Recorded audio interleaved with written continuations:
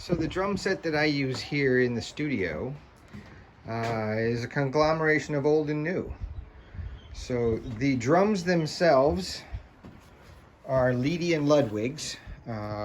Date on the inside of the drums are March of 1952. The bass drum is all original. Had to go online and find some parts for that and kind of redo some of the reinforcement rings. Tom-toms.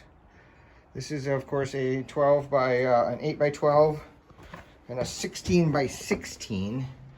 I had to kind of hot rod them a little bit. They have new chrome over brass rims because some of the originals weren't there, and also some new tuning rods. It does come with a snare drum. The snare drum is also original, all original. I do have the damper for that. It was rattling on something, so I took it off. But this also has the date on the inside, right there.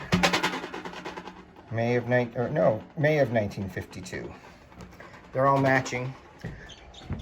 I actually use a different snare drum on here. I'm using a Star Classic Bubinga with a koa, an indigenous wood to Hawaii, outer ply with a little bit of abalone shell in there. That has black nickel hardware. That's a 6 by 14. Beautiful snare. Just a beautiful snare drum. It really is. And then we'll go around to the back side here. So the hi-hats on this is these are some old K Zildjians, Istanbul Ks. Had for quite a while. They sound beautiful. Just wonderful with what I need to do. This is an old A, probably from the 50s. This is a 22. It's got a little bit of keyhole, but it just sounds beautiful. It just is a beautiful ride cymbal. Then I've got a couple of crashes. That's an 18-inch new custom dark crash, and this is a 16 new custom dark crash K. I am using Evans heads. I've got the Genera on the snare with I believe a Hazy 300 on the bottom. UV2s with Rezo 7s on the bottom. UV2s with Rezo 7s on the bottom there also. The hardware, I've got 900 pedals on this. And then all the rest of the hardware is their 300 series. Some beautiful, just wonderful stands. Kind of lightweight. Everything's real nice.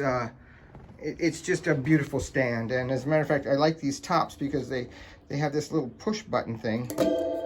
And you don't have to unscrew it. You just clip it in every time. So you kind of, very nice there. I do have a Porter & Davis BC Gigster throne that I'm using over here.